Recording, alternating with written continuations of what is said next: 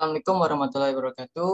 Kami dari kelompok 20 dari BWMK Neotelemetri 2021 akan menampilkan tugas yang diberikan pada kami dari kakak-kakak Neonya, yaitu tentang Inspired by Age the Touch Change the Way We Live. Sebelum kita melakukan gimana pendapat kita tentang teknologi di masa depan itu, alangkah baiknya kita untuk perkenalkan diri.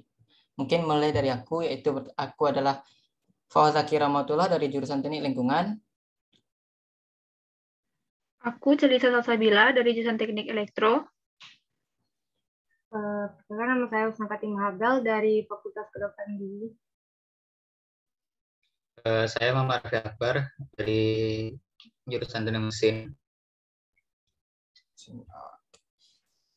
Dengan sebelum kita mengetahui gimana sih teknologi di masa depan atau di masa sekarang ini, alangkah baiknya kita tahu apa itu teknologi.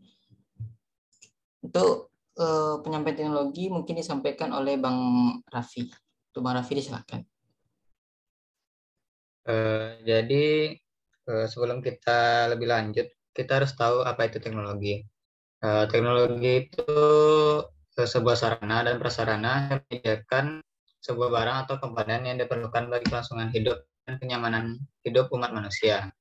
Biasanya penggunaan teknologi itu diawali dengan adanya pengubahan sumber daya alam, jadi berbagai macam alat-alat yang berguna untuk kehidupan manusia. Nah, untuk pendapatnya Bang Raffi gimana kalau untuk masa depan teknologi di zaman sekarang ini atau menggunakan teknologi di zaman sekarang?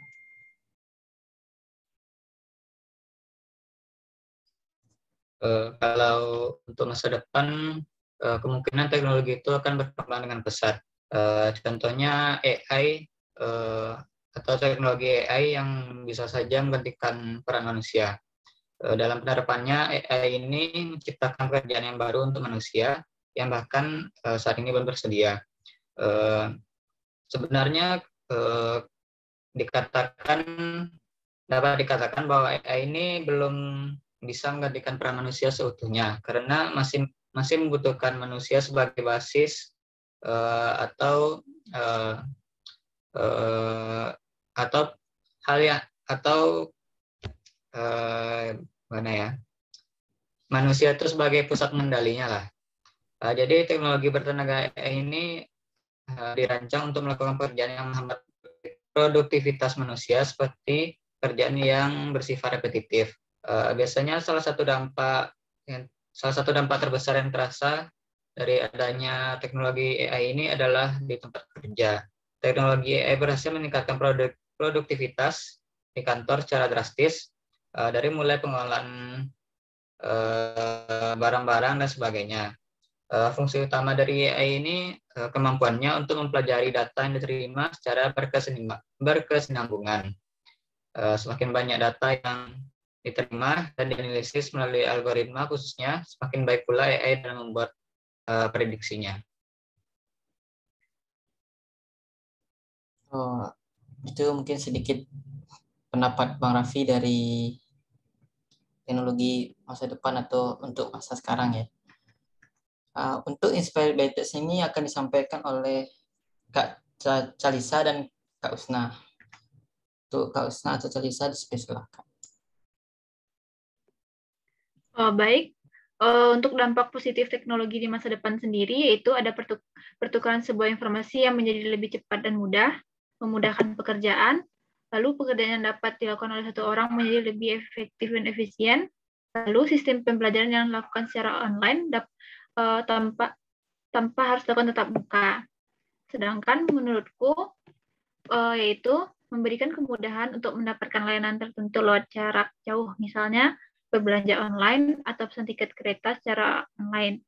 Lalu menghemat waktu, bisa dilakukan kapanpun dan dimanapun. Dan kemudian juga kemudian untuk mencari dan mendapatkan informasi lewat akses internet. Yang terakhir menurutku yaitu dapat dijadikan sarana hiburan, misalnya mengakses sosial media. Itu terima kasih Kak Calisa atas penyampaian pendapat. Terus untuk dampak negatif mungkin dari Kak Usna. Baik, meskipun membawa banyak dampak positif, teknologi ini juga bisa memberikan dampak negatifnya di masa depan. Salah satu contohnya itu adanya menurunnya sosialisasi antar manusia.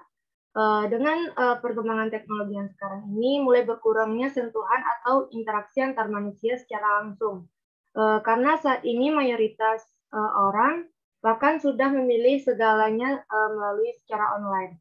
Kemudian dampak negatifnya yaitu ada ketergantungan terhadap teknologi dan juga cyberbullying, di mana semua orang bebas untuk melakukan cyberbullying contohnya di media sosial, dan siapa saja bisa menjadi siapa saja.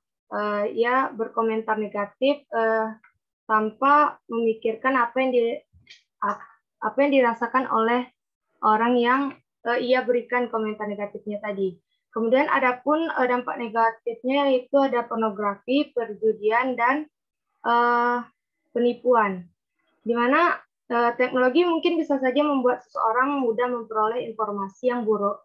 Seseorang bisa saja mendapatkan ide yang bersifat buruk atau jahat dan merugikan orang lain karena terinspirasi dari apa yang dilihatnya melalui internet.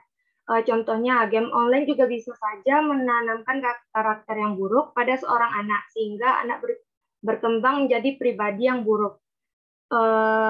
Ide untuk melakukan penipuan pada orang lain dan melakukan hal yang berbau pornografi juga bisa terjadi. Tampaknya hal buruk ini semakin meningkat seiring dengan perkembangan zaman dan teknologi.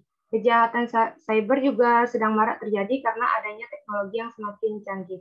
Mungkin hanya itu yang bisa saya sampaikan. Lanjutkan. Oke, makasih untuk Kak Husna sudah menyampaikan pendapat dan penjelasannya tentang dampak negatif. Nah, untuk change the way we live itu tuh akan saya sampaikan sendiri. Nah, untuk teknologi di masa depan ini yang bakalan jadi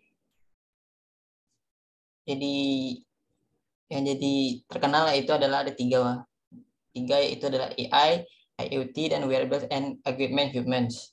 Yang dimana AI itu adalah meningkatnya kemampuan mesin untuk belajar dan bertindak secara cerdas dan akan benar-benar mengubah dunia manusia dan menjadi teknologi di masa depan yang sempurna. AI juga merupakan kekuatan pendorong di balik banyak tren yang lain dalam daftar perkembangan teknologi di masa depan.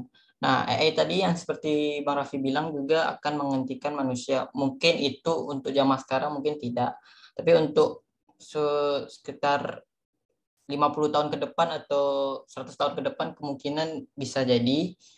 Terus untuk IoT mengacu pada jumlah perangkat dan objek pintar yang terus bertambah yang terhubung ke internet. Perangkat semacam ini akan terus mengumpulkan dan mentransmisikan data yang selanjutnya mendorong pertumbuhan big data dan AI.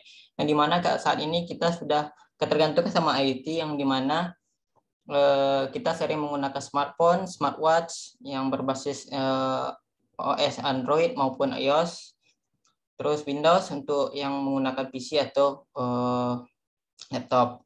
Terus wearables dan augmented humans yang dimana itu adalah apa yang saat ini dimulai dengan pelacakan kebugaran telah meledak menjadi seluruh industri teknologi yang dapat dikenakan rancangan untuk meningkatkan kinerja manusia dan membantu manusia menjalani kehidupan yang lebih sehat, lebih aman, dan lebih efisien. Yang dimana ini adalah sesuatu teknologi yang bisa menentukan denyut jantung kita, tekanan darah kita, dan emosi kita.